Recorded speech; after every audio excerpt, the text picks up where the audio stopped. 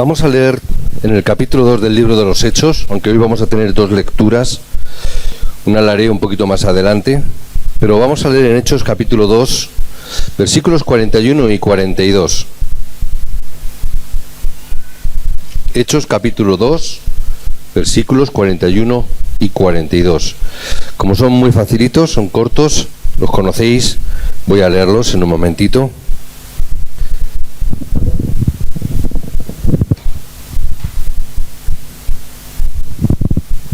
Así que los que recibieron su palabra fueron bautizados, y se añadieron aquel día como 3.000 personas, y perseveraban en la doctrina de los apóstoles, en la comunión unos con otros, en el partimiento del pan y en las oraciones. Texto muy conocido, ¿verdad?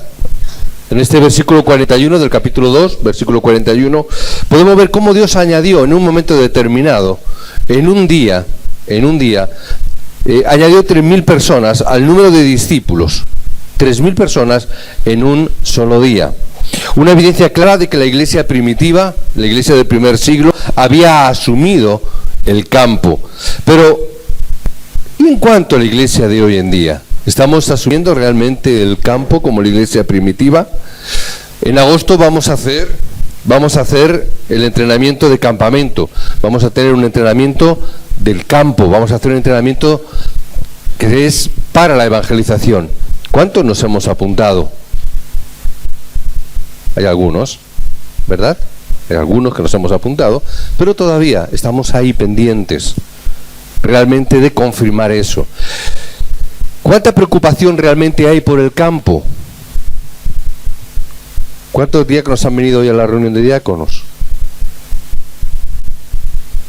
¿Cuántos han venido a la reunión de iglesia? Tenemos que ver que todavía, como creyentes, aun a pesar de que hemos recibido grandes bendiciones, que hemos recibido muchísimas bendiciones a través de nuestra salvación, pero seguimos fallando en lo más importante, seguimos fallando en el campo, que es donde tenemos y donde hay toda bendición. Seguimos fallando ahí. Seguimos teniendo ese error. Como aquellos cristianos de la Biblia, tenemos que conquistar el campo a través de nuestra fe. La vida de Abraham finalmente comenzó a ser una vida cambiada. ¿Cuándo? Cuando realmente comenzó con fe. Y comenzó a ver a Dios cómo cambiaba no solamente su vida, sino que cambiaba también el campo donde se encontraba. Su fe lo hizo justo precisamente delante de Dios.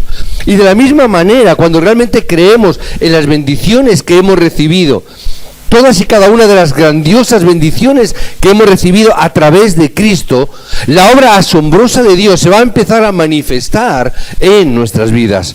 Cuando realmente tenemos esa gratitud, y se va a manifestar no solamente en nuestras vidas, sino que si nosotros disfrutamos de las bendiciones de Dios, si nosotros disfrutamos y gozamos de la bendición del Evangelio, nuestro campo también va a cambiar.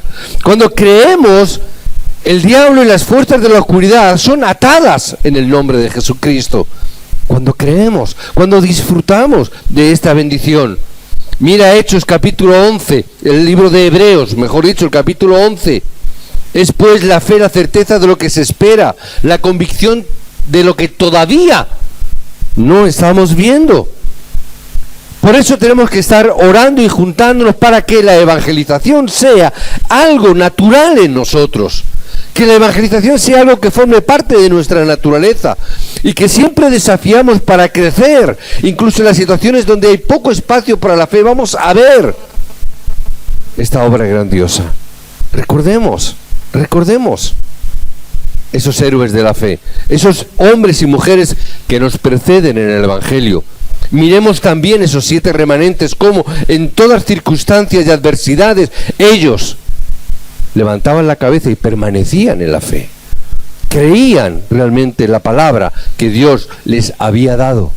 Hombres y mujeres que estaban dispuestos a invertir sus vidas y todo cuanto tenían por causa de este evangelio. Entre los remanentes encontramos a Pablo, y voy a tomar un versículo, un texto que hoy el anciano daba a los obreros o daba a los diáconos. Creo que era en el capítulo 11 de 2 de Corintios, ¿sí? Capítulo 11 de 2 de Corintios, es el segundo texto de hoy. capítulo 11, dice, a partir de, pues muchos, versículo 18, pues aunque muchos se glorían según la carne, muchos se glorían, se vanaglorian de la carne, de las cosas del mundo, Pablo dice, yo también me gloriaré, porque de buena gana toleráis a los necios, siendo vosotros cuerdos. Pues toleráis si alguno os esclaviza, si alguno os devora, si alguno toma lo vuestro, si alguno se enaltece, si alguno os da de bofetadas. Para vergüenza mía lo digo, para eso fuimos demasiado débiles. Pero en lo que otro tenga osadía, hablo con locura, también yo tengo osadía. ¿Son hebreos? Yo también. ¿Son israelitas? Yo también. ¿Son descendientes de Abraham? También yo. ¿Son ministros de Cristo? Yo más. En trabajos más abundantes, en azotes sin número, en cárceles, más en peligros de muerte muchas veces. De los judíos 5 veces he recibido 40 azotes menos uno. 3 veces he sido azotado con varas, 1 vez apedreado, 3 veces he padecido naufragio, 1 noche y 1 día he estado como un náufrago en alta mar. En caminos muchas veces, en peligros, en ríos, peligros de ladrones, peligros de los de mi nación, peligros de los gentiles, peligros en la ciudad, peligros en el desierto, peligros en el mar, peligros entre falsos hermanos, trabajo y en fatiga, en muchos desvelos, en hambre y en sed, en muchos ayunos, en frío y en desnudez, y además en otras cosas. Lo que sobre mí se agolpa cada día, la preocupación por todas las iglesias. ¿Cuántos hemos pasado nosotros por la 10ª parte de lo que ha pasado este hombre? La 10ª parte, simplemente voy a decir. Me llamaba la atención, no recordaba, digo, hace mucho que no leo este texto, no recordaba, hasta que el anciano me lo ha hecho recordar. Y Pablo dice, ¿quién enferma y yo no enfermo? A veces caemos en enfermedad y nos enfadamos con Dios. A veces viene un problema y nos enfadamos con Dios. A veces el trabajo no nos funciona y nos enfadamos con Dios. Dios, ¿dónde estás? ¿Cuántos hemos estado en un naufragio? ¿Cuántos en la cárcel? Por causa del Evangelio, por lo menos. ¿Cuántos hemos recibido azotes por causa del Evangelio? Mirad la fe de estos hombres. Y cuando dice lo de la enfermedad está diciendo, soy humano como vosotros. Sufro como vosotros, tengo debilidades humanas como vosotros, no soy diferente a vosotros, no soy de mármol. Pablo no era una imagen de mármol que hay en las iglesias hoy en día, y claro que es de mármol. Tenemos que ver, hay muchos creyentes que viven todavía en el fracaso porque han perdido la fe en el campo. Porque han perdido la fe en la obra de Dios. Y esta carencia de fe afecta a nuestro pensamiento, las cosas que pensamos y cómo vemos las circunstancias. Esto también afecta a nuestras relaciones. Esto afecta y nos controla y hace que nosotros vivamos en derrota. Porque hay veces que hay un problema que se nos pone por delante. Hay una adversidad en nuestra vida que nos molesta. Debemos a nuestra carencia de fe. El cristianismo muchas veces es ridiculizado y es objeto de burla por Satanás. Es objeto de burla por los no creyentes. La gente de la televisión nos ridiculiza a los creyentes. El diablo se ríe, pero el mundo ridiculiza a los creyentes y a veces incluso a nosotros mismos. Intentamos hacer cosas por nosotros mismos. ¿Por qué ocurre eso? Porque seguimos utilizando nuestro humanismo, como el Señor nos decía la semana pasada. Y ve cómo fracasamos y la gente nos ve y nos mira. Y se burla. Vemos con tristeza. Os recordamos cuando estuvimos en Polonia celebrando la boda de Cristian y de Bárbara. Cuando nos dijeron tenéis que ir a este lugar, vamos a ensayar. Cuando nosotros llegamos al lugar donde la dirección que nos habían dado, y nos quedamos así mirando, era una catedral, la catedral luterana de Katowice. Una catedral. Algunos habéis visto las fotografías, les he enseñado las fotografías. Creo que por aquí, sí, aquí tengo una de ellas también. Una postal que me traje, si luego la queréis ver. Una catedral luterana, protestante, quiero decir, no me he equivocado de iglesia. Al principio dije, me habré equivocado, dije, no, es ahí. Grande, enorme. Y el pastor que iba a celebrar la boda nos compartía, nos decía, es una iglesia, es de las más antiguas de la región. Luego yo leí por algún sitio, no recuerdo muy bien por dónde, parece ser que era una iglesia que fue fundada por el fundador del pueblo de Katowice, que era luterano. Por lo tanto, quería entender que toda la región, o por lo menos ese pueblo, había nacido dentro del luteranismo, del protestantismo. Y a mí me hacía ver, digo, probablemente habrá una gran población de protestantes o evangélicos en esta región, por esto mismo. Y el pastor decía, tiene esta iglesia, enorme catedral, para 1.300 personas de capacidad. Y me decía, pero solamente asisten unos 100 miembros. Solamente hay 100 miembros, no hay más. ¿Por qué?, le preguntaba. Y el pastor se encogía de hombros como diciendo, no sé, es así, ¿qué le vamos a hacer? Es lo que hay. Y ves como realmente hay muchas iglesias, muchas catedrales, no esta, pero muchas catedrales como esta, evangélicas, protestantes, luteranas, que han nacido de la Reforma, grandes obras, están siendo compradas por los musulmanes para hacer mezquitas. Por no decir que están siendo adquiridas en otros campos, en el norte, en Alemania, en otros lugares, para cualquier otra cosa. Una día me llamaba la atención, para un taller mecánico. Digo, qué cosa más, por no decir para discotecas. ¿Qué ocurre en ese sentido? Estamos perdiendo esta realidad. ¿Por qué? Utilizamos mucho el humanismo y permitimos a través del humanismo ser engañados por Satanás para romper la unidad, para que el pueblo de Dios cada vez esté más desunido, más separado, donde cada vez haya más creyentes disgregándose por ahí, disgregándose. Vemos la realidad en este sentido. Y ayer creo que fue, no sé si fue Magdalena o quién fue, me dijo, es que tantas iglesias, ¿por qué hay tantas iglesias?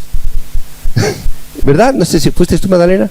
Tantas iglesias evangélicas. Y yo decía, sí, hay tantas y no nos conocemos ninguno.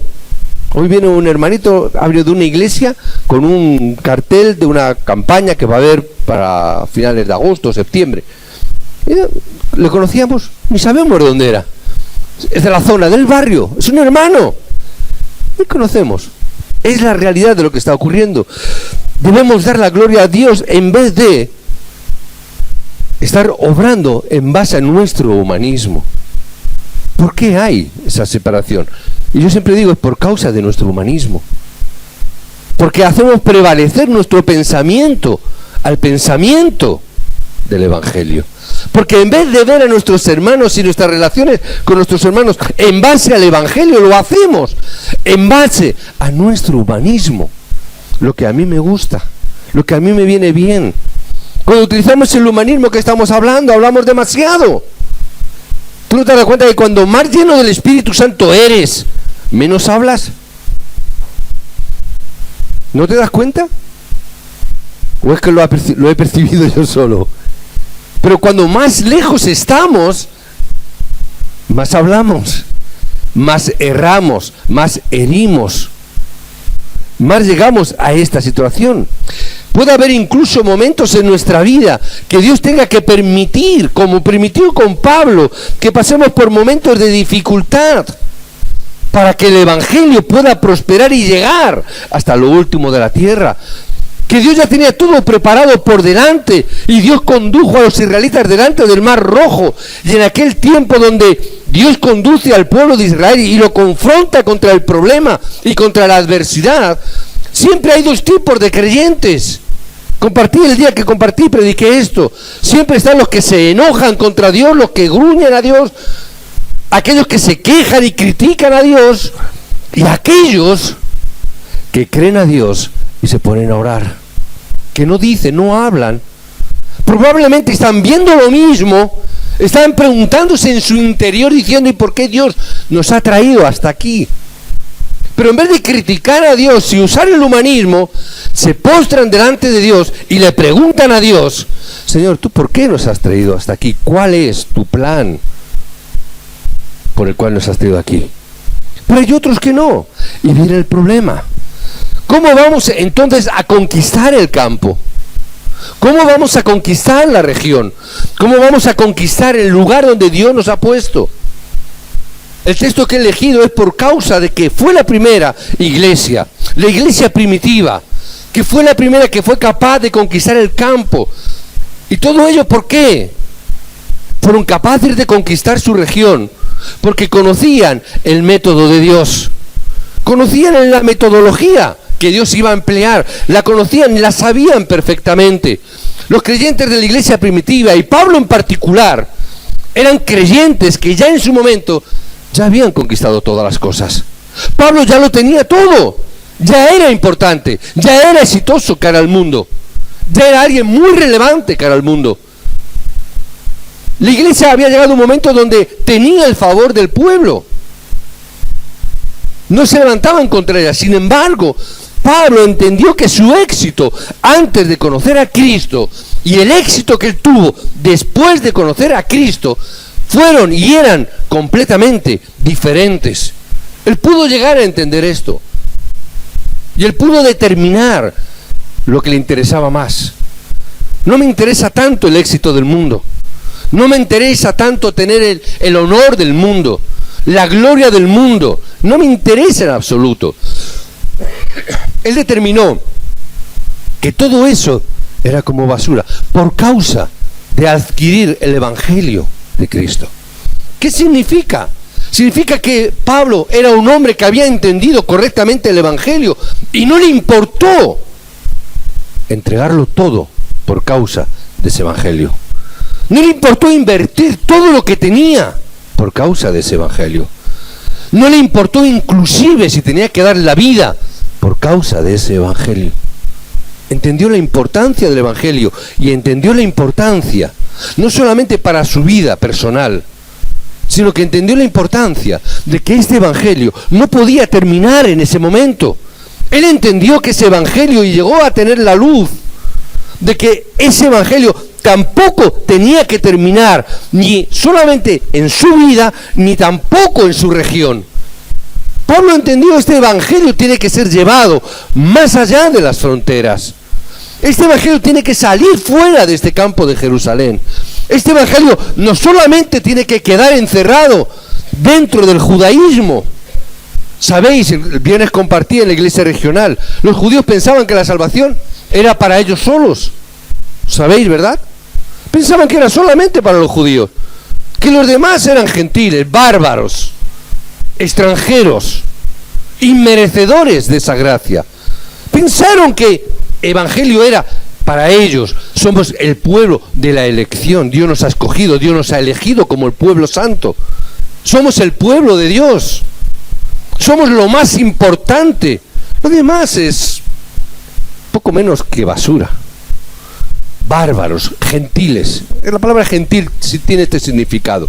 Bárbaros, ¿verdad? Pablo recibió la bendición. No es solamente para el pueblo de Dios, no es solamente para el pueblo hebreo, no es solamente para el pueblo de Israel, es hasta lo último de la tierra, es para todas las personas, es para todo el mundo. Pablo entendió este evangelio que yo he recibido, no es para guardármelo, no es para vivirlo en petit comité, no es simplemente para decir, bueno, pues yo y mi casa y yo. Algunos tenemos esa idea, o han tenido esa idea. No, yo en mi casa, yo con mi casa y mi familia, y así me quito de problemas. Evidentemente te vas a quitar de problemas, te vas a quitar de 40, 50 problemas que son los miembros de la iglesia, ¿verdad? Nos vamos a quitar de dificultades. Ahora, tengo que pensar, ¿ese es el plan de Dios? ¿Es realmente eso lo que Dios está demandando de cada uno de nosotros? Yo no hace mucho, a primeros de año, tuve que decir esto, que bueno, pues está bien. En alguna reunión de diáconos creo que lo dejé, nos reunimos cada uno en nuestra casa y Dios es la de todos, es un refrán, ¿verdad? Cada uno en su casa y Dios es la de todos. ¿Podemos hacer eso? ¿Nos reunimos cada uno en nuestra casa? ¿Podemos hacerlo o no? ¿Dios está con nosotros o no? ¿Para qué calentamos la cabeza entonces al tesorero? ¿Cómo pagamos el local? ¿Para qué le calentamos la cabeza? Si podemos quedarnos cada uno en nuestra casa porque Dios está con nosotros. Significa que no estamos entendiendo el llamado y la misión que Dios ha dejado. No han entendido quién es el que edifica la iglesia. No han entendido quién es realmente aquel que está diciendo: id hasta lo último de la tierra, porque yo estaré con vosotros en la medida que vosotros estéis yendo. Dios está conmigo. Pues en algunos casos digo, Dios está, pero no lo estáis viendo en absoluto. Que Dios está con vosotros está claro, no voy a decir que no. Pero que no estáis dentro de ese plan de Dios está clarísimo. ¿Por qué? Porque no estamos yendo. Porque no estamos entendiendo que está más allá de nuestras fronteras.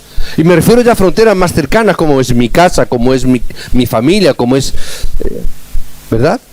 Mi iglesia, es más todavía. Es romper esas fronteras. Debemos de reinterpretar. Tenemos que reinterpretar el mundo en que vivimos con los ojos del Evangelio. Tengo que reinterpretar las relaciones que tenemos con los ojos del Evangelio. Es más, yo le decía, creo que al seminarista, creo que le decía, tenemos incluso, no recuerdo a quién, tenemos incluso que cuando leamos la Biblia, yo no la puedo leer si no es con los ojos del Evangelio. Porque si no, me voy a volver loco con tanta teología.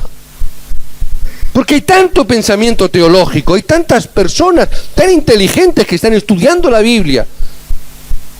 Si yo no leo la Biblia con los ojos del Evangelio de Cristo, no voy a entenderlo tampoco. Todo tengo que reinterpretarlo con los ojos del Evangelio. Mira tu pasado, si no. ¿Cómo lo vas a reinterpretar? Mira tus cicatrices. ¿Tenemos cicatrices, hermanos? No solamente el del apéndice. Cicatrices significa que ha habido una herida. Miramos nuestras heridas, nuestros fracasos, miramos nuestros éxitos y nuestros problemas. Tenemos que mirarlos siempre a través de la luz del Evangelio, porque si no, voy a estar fracasando y no estoy entendiendo. Si yo no estoy viendo mis heridas, mi fracaso en mi vida, en alas del Evangelio, me voy a volver loco. Te lo aseguro. Vas a tener problemas mentales, porque no vas a poder entender nada absolutamente. Por eso hay muchos problemas que hoy en día estamos viviendo y hay muchos creyentes que no pueden solventarlos. Hay muchos creyentes que caen en frustración, en depresión, porque no pueden ver a través de las circunstancias, no pueden estar viéndolo con los ojos del Evangelio. ¿Cómo si no Pablo puede sobrevivir a todo esto? Que no voy a volver a leer, pero que ya habéis leído. ¿Cómo sobrevivir a todo eso si no es a través de verlo con los ojos del Evangelio? Si no es verlo a través de la evangelización. Porque Pablo puede decir, tengo evangelio. ¿Alguien duda de que Pablo tuviera evangelio? ¿Había entendido evangelio o no lo había entendido? Lo entendió. Pero Pablo, ¿qué podía haber hecho? Me voy a quedar en Jerusalén. Voy a montar un seminario full. Se podía haber quedado en casa.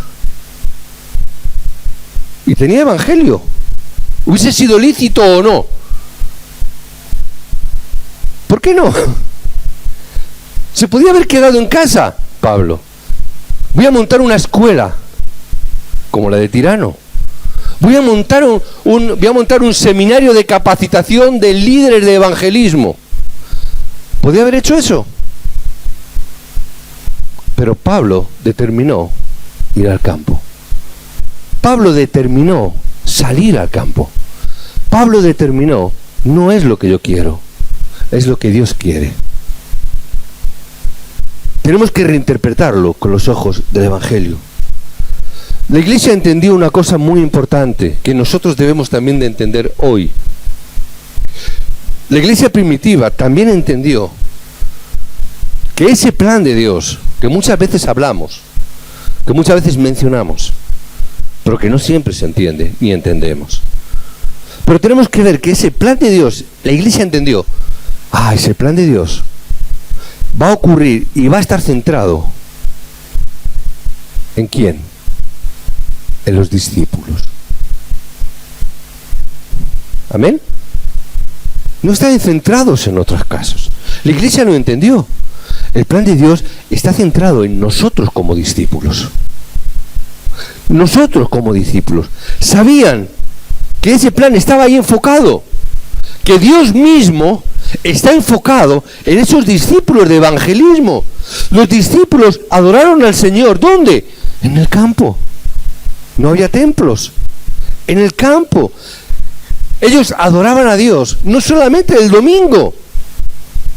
En aquella época el sábado, ¿verdad? Que cuando tenían el culto, cuando iban al templo los judíos. ¿Ellos qué entendieron?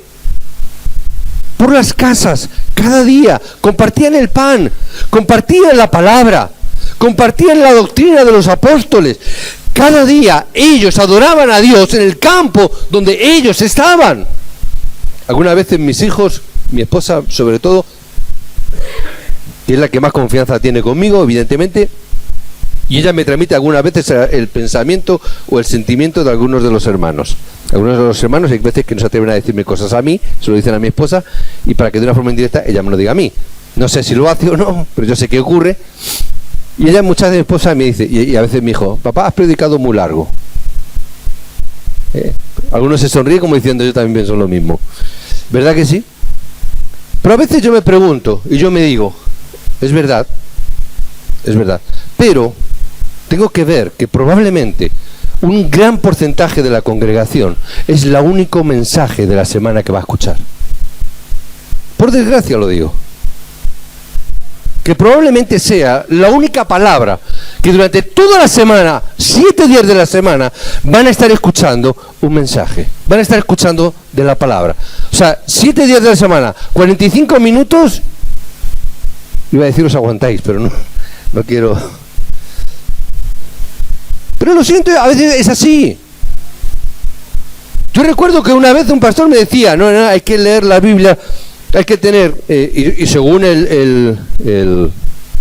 la Iglesia Católica, en su no recuerdo cómo se llama, pero en su diario, donde ellos leen la misa en el misal, ellos tienen una lectura del Antiguo Testamento, una lectura de los libros de los Salmos o libros sapienciales y otra lectura del Nuevo Testamento. En cada culto tienen que tener estas 3 lecturas bíblicas. Muchos pastores han tomado también esta modalidad de tener varias lecturas bíblicas. Y algunos decían, ¿y por qué tienes que hacer tantas lecturas bíblicas? Si con una es suficiente, la del mensaje, ¿ya para qué queremos más? Y este pastor, yo recuerdo que este pastor decía, ¿sabes por qué lo hago? Porque probablemente muchos de los creyentes que asisten a la iglesia son los únicos textos de las Escrituras que van a leer durante toda la semana. Porque probablemente muchos creyentes solamente van a leer la Biblia el día domingo cuando van a la iglesia. Y no todos. ¿Todos traemos nuestra Biblia a la iglesia? No levantéis la mano. Yo recuerdo que antes, cuando yo era joven, se nos reconocía por los del libro negro. Hombre, los del libro negro está claro que por qué era, ¿no? Porque casi todas las Biblias en aquel entonces, todos los forros de las Biblias eran negros, ¿verdad? Ahora ya han sacado de colorines, etcétera, ¿no? Pero todas las Biblias eran negras. Mira, los del libro negro, eso se sabía que eran los cristianos, los creyentes protestantes. Todo creyente iba además no solamente con su libro, que es en la Biblia, sino que llevaban su himnario. Hoy en día el himnario, ¿qué es eso del himnario? ¿Qué es eso? No se sabe lo que es. Pero íbamos todos, y cada creyente tenía su Biblia. Hoy en día dejamos la Biblia en casa. ¿Por qué? No nos hace falta. Es verdad que también es cierto de que hoy en día no hace falta la Biblia. Sacas el móvil. ¿Cuántos creyentes tenemos en la Biblia en el móvil? ¿Cuántos? Es decir, y hay muchos creyentes y no se atreven a sacarla en el culto porque dicen, es que me da cosa, ¿no? Si saco la Biblia, en vez de sacar la Biblia, sacar el móvil y leer la Biblia en el móvil, parece como que es un poco... No importa, lee la Biblia aunque sea en el móvil, pero lee la Biblia. ¿Amén? Es verdad, pero lo que es cierto es que ni leemos tanto la Biblia como debiéramos, ni escuchamos el mensaje y la palabra que nuestra vida tiene que leer y escuchar cada semana. Tenemos que dar culto a Dios, no solamente el domingo, sino que cada día de la semana yo tengo que estar dando culto a Dios. Y digo culto no solamente escuchar el mensaje nada más cuando estoy haciendo 40 cosas. Mejor escuchar el mensaje que no escuchar ciertos tipos de música, ¿verdad?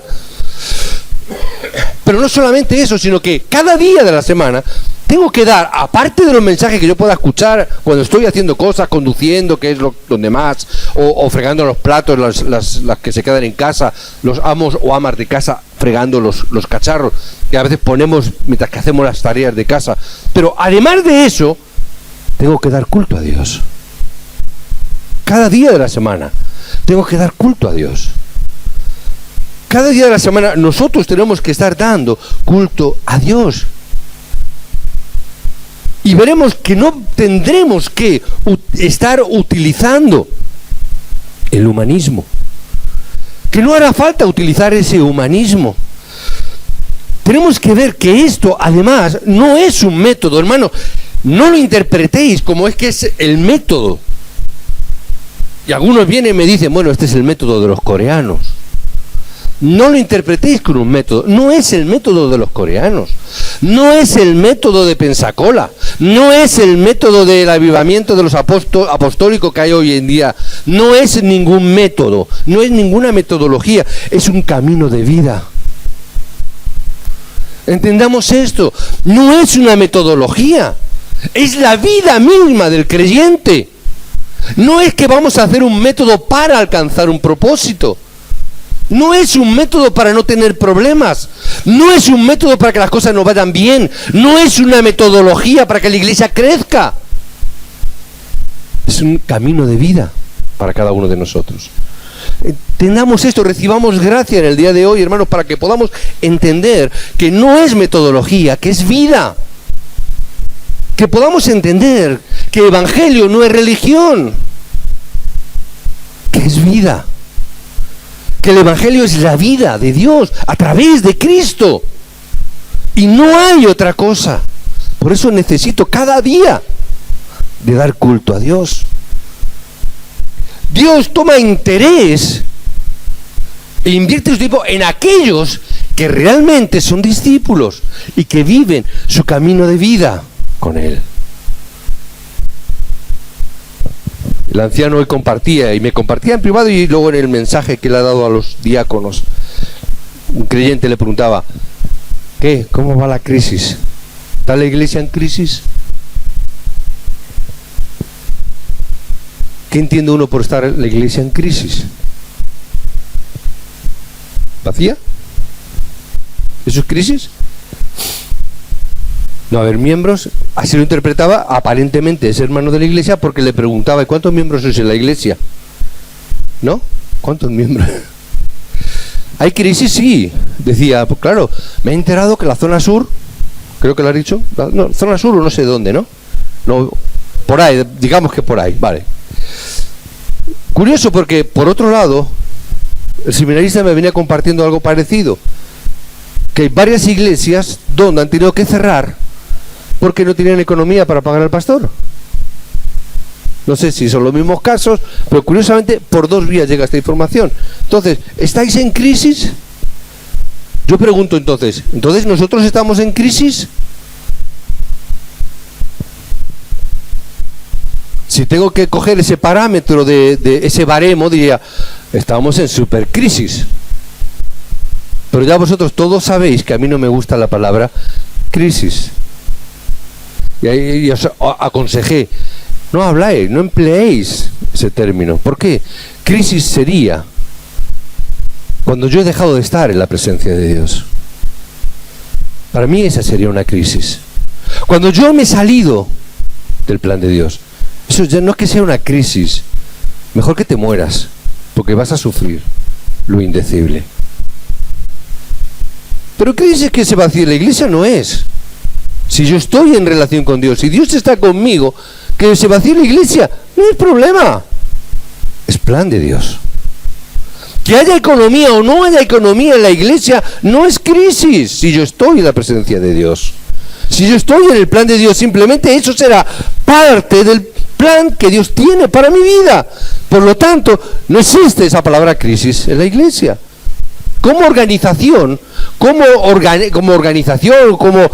denominación o como estamento social, podemos valorarlo en cuestiones numéricas. Pero no lo puedes valorar en cuestiones de cómo estás tú en la presencia de Dios. Ahora, tú tienes que verte y analizarte delante de Dios. ¿Eres realmente un discípulo? Cada uno tiene que ver. ¿Dónde cada uno, qué es lo más importante de su vida? ¿En qué estás invirtiendo tu vida? Eso solamente tú puedes verlo. Cada uno tendrá que ver a nivel personal cuál es su relación con Dios. Y luego analizas tú personalmente si estás en crisis o no. Tú sabrás. ¿Estás en crisis? No lo sé. ¿Dios está contigo? Dios está cumpliendo entonces su plan a través de ti, si Dios está contigo. ¿Cómo va a ser crisis eso? ¿Estaba Pablo en crisis? ¿Alguien puede decirme que Pablo estaba en crisis cuando escribió 2 de Corintios 11? ¿Estaba Pablo en crisis y escribió eso porque estaba enfadado? ¿Porque estaba desesperado? ¿Porque estaba enfadado con Dios? ¿Estaba reprendiendo a Dios? Y fíjate si tenía motivos. Por cualquiera de ellos nosotros ya hubiéramos montado un piquete de huelga en la iglesia. Digo piquete de huelga porque cuando nos pasan cualquier cosa de esa, lo primero que hacemos es dejar de ir a la iglesia. Nos parece que nos ponemos en huelga. Estoy enfadado con Dios y ahora hago huelga, no voy a la iglesia. Me he enfadado con Dios, me pongo en huelga, no ofrendo. Me pongo en huelga porque me he enfadado con Dios, porque me ha pasado tal cosa. Ya no voy a la reunión de diáconos. Me pongo en huelga porque, fíjate. Pero Pablo no estaba en crisis, estaba dentro del plan de Dios. Pablo no estaba sufriendo porque había una crisis, sino porque él estaba entendiendo que ese era el camino de vida que él había recibido de parte de Dios. ¿Y qué dice? Me glorío incluso de mis debilidades. Y le doy gracias a Dios por todas y cada una de esas circunstancias, porque a través de cada una de ellas voy de gloria en gloria.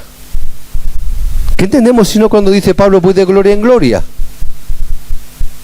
¿Qué te crees tú que estaba diciendo? De culto en culto. Ahora vamos a tener un culto de gloria y vamos a hacer un culto de gala. ¡Qué guay! Y hasta la semana que viene vamos a tener otro culto de gloria porque vamos a pasarnos lo pipa en el culto. ¿Tú crees que Pablo vivía así, de gloria en gloria, a través de cultos de... Cada circunstancia que Pablo tuvo que atravesar en su vida, sabía quién era glorificado. Y estaba viendo que el que era glorificado era Cristo, era Dios mismo. Por eso no importa, ¿por qué? Porque voy de gloria en gloria, porque en cada circunstancia de mi vida veo la gloria de Dios. Porque en cada momento de mi vida, en cada circunstancia de mi vida, aunque me estén azotando en la cárcel o en naufragio, aunque la gente se levante en contra mí, aunque los hermanos de las congregaciones me aborrezcan, en cada uno de ellos veo la gloria de Dios. Puedo decir que voy de gloria en gloria. Porque en cada circunstancia de esas de su vida veía la gloria de Dios. Ahí en medio del río, del mar, en un naufragio de un día y una noche de naufragio, eso tiene que ser muy complicado. Pero Pablo recibió la palabra. No tengas temor, no te vas a morir. Es que el agua está muy fría. No te preocupes si yo estoy contigo. No pasa nada, que el agua está fría. Yo estoy contigo, no vas a morir. No tengas miedo. Tienes que ir a Roma. Naufragio era plan de Dios. Problema era plan de Dios. La adversidad era plan de Dios. Pablo, ¿qué dice? Me glorío entonces de Dios. De gloria en gloria. Por eso tenemos que disfrutar. Disfrutemos.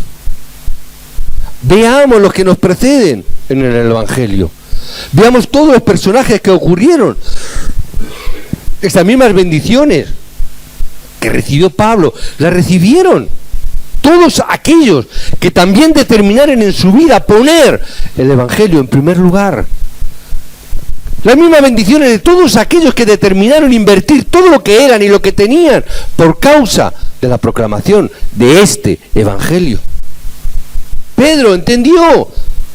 Pedro hizo esa confesión. Jesús, tú eres el Cristo. Él hizo esta gran confesión. Y como él hizo esta gran confesión, bienaventurado eres, Pedro. Todo está ahí. No te preocupes por nada. Pedro, por causa de ello, pudo hablar con un paralítico y decirle en el nombre de Jesucristo, levántate y anda. Por causa de haber entendido este mensaje, Dios le dio la oportunidad de poder hacer una gran confesión delante del Sanedrín. No hay ningún otro nombre. No hay nada creado y no hay nada en el mundo en el cual el hombre puede tener salvación. Solamente hay un nombre. Solamente hay un nombre. No hay nada más, solo un nombre. No existe nada más, solo un nombre. No importa lo que yo tenga o deje de tener, y no importa lo que pierda o deje de perder, porque solo hay un nombre, el nombre de Cristo, el nombre de Jesucristo. Solamente hay ese nombre, no hay ninguna salvación en ningún otro nombre. Por eso estoy dispuesto a dar mi vida por ese nombre. Cuando dijo esto, estaba enfrente de un Sanedrín que le estaban diciendo, o dejas de proclamar el nombre de Jesucristo, o las consecuencias que van a venir en tu vida van a ser graves.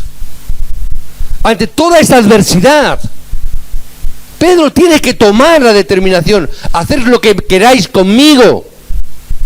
Me podéis apedrear como apedrearon a Esteban, podréis azotarme. Ya azotaron a Jesús antes que a mí, no importa, solo hay un nombre. No es importante para la gente si había sido sanado o no sanado un paralítico. El Sanedrín no miraba eso.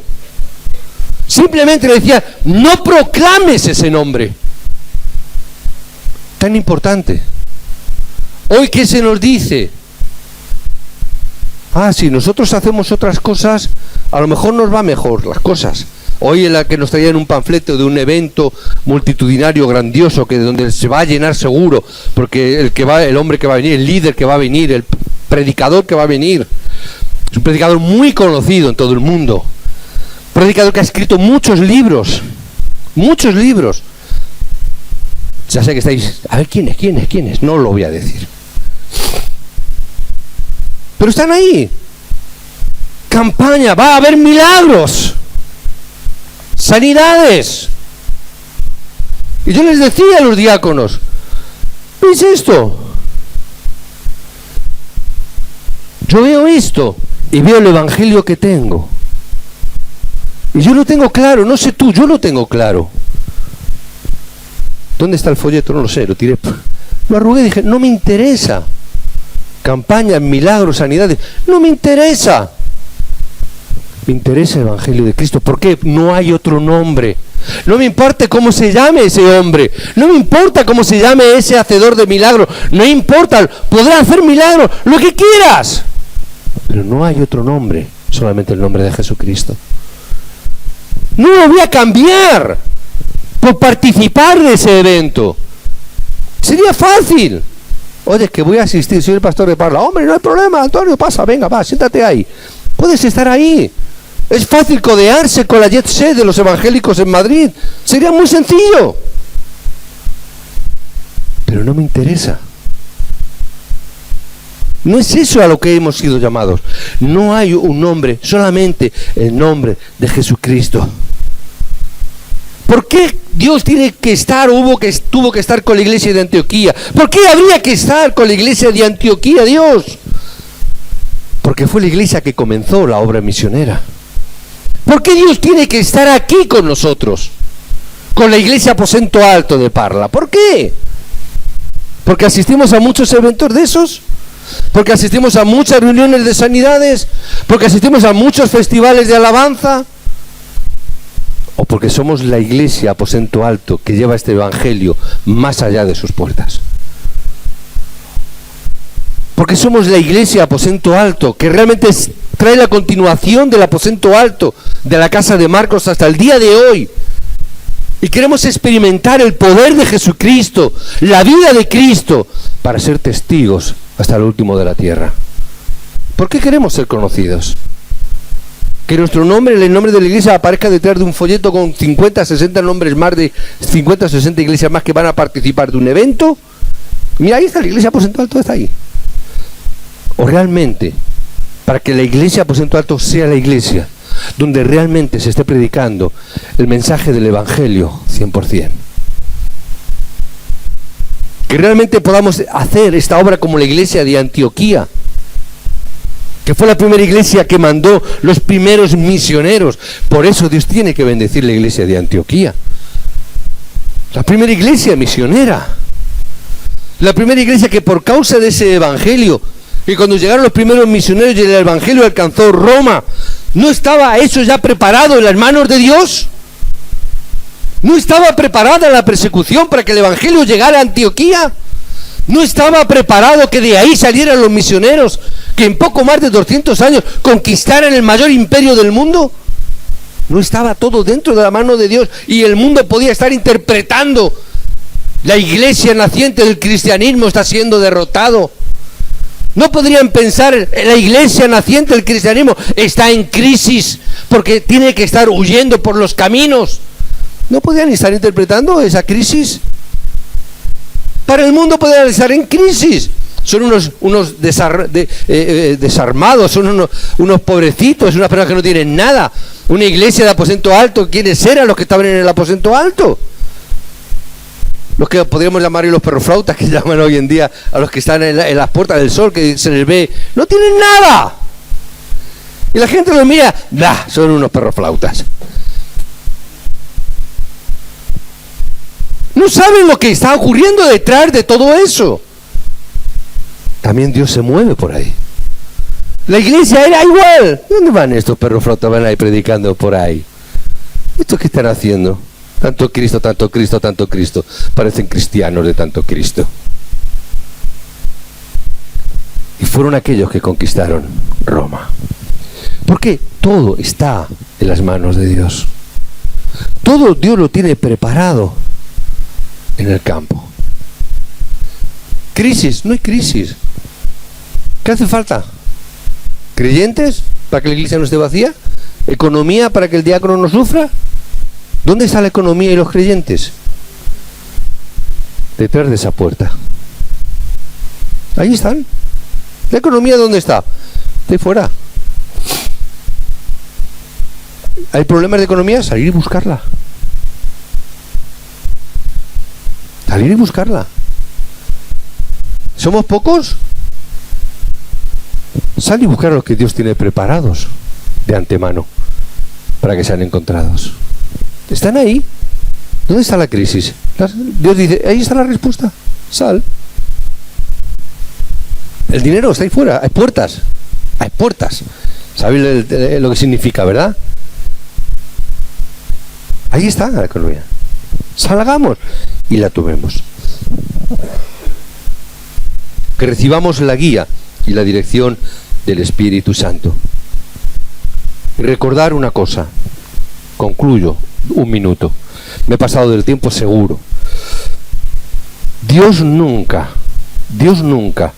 va a dejar, nunca va a abandonar, Dios nunca va a soltar de su mano a aquellos que poseen la vida. Nunca. Nunca. Aquellos que poseen la vida del Evangelio de Cristo, aquellos que poseen no religión, no aquellos que poseen, yo soy de la denominación tal, no, yo soy de Taraspán, yo soy de Bautista, no estoy hablando de nada de eso. Estoy hablando de la vida de Cristo. Aquellos que poseen la vida, jamás Dios nunca les va a soltar de su mano. Nunca.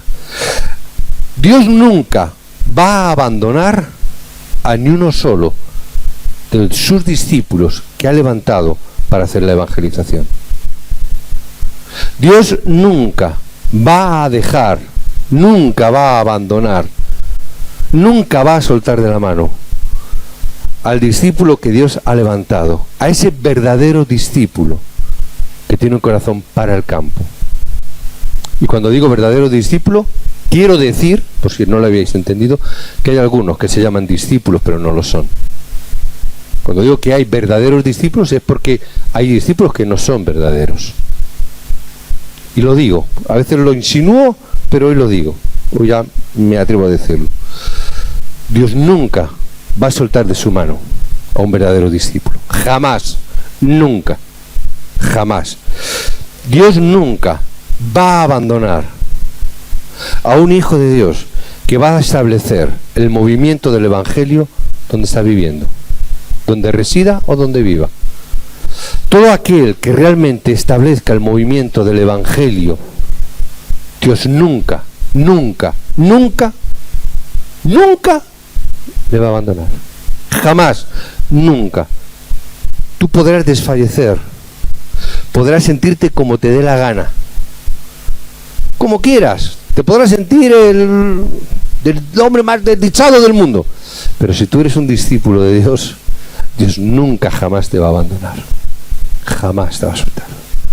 Que recibamos hoy esta gracia de parte de Dios, para que podamos gozar y disfrutar de este movimiento del Evangelio que Dios nos ha dado como verdaderos discípulos como Pablo. Ya sé que pongo el listón alto, da igual, pero es el nivel y el listón que Dios puso y estableció como modelo. Amén. Dios nunca, nunca nos va a dejar, nunca nos va a abandonar. Oremos. Padre, en el nombre de Jesucristo, bendecimos tu nombre.